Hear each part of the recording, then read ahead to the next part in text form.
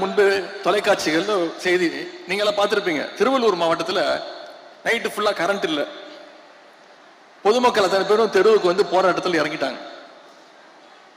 நிருபர்கள் போய் கேட்கறாங்க அவங்க கிட்ட, ஏன் வந்து இப்போ சாலை மறியல் பண்றீங்க, சட்டமன்ற உறுப்பினர் போய் பார்த்து கோரிக்கை வைக்க வேண்டியதானு.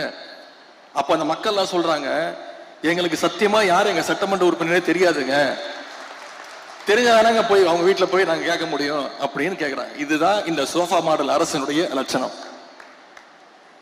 ஓட்டு போட்ட மக்களுக்கு அவங்க எம்எல்ஏக்கள் யாருன்னு தெரியல, எம்எல்ஏக்களுக்கு அவங்க எந்த தொகுதியில் நின்று ஜெயிச்சோன்னு தெரியல. நேற்று ஒரு அமைச்சர் போய் நன்றி சொல்றாரு. அங்க இருக்கக்கூடிய மக்கள் சொல்றாங்க, இது உங்க தொகுதி கிடையாதுங்க, நாங்க உங்களுக்கு ஓட்டை போடலைங்க, நீங்க பக்கத்து தொகுதி அப்படின்னு. இப்படிப்பட்ட ஒரு கேடுகட்ட சோஃபா மாடல் ஆட்சி தான் இன்னைக்கு தமிழ்நாட்டில் நடந்துகிட்டு இருக்கு.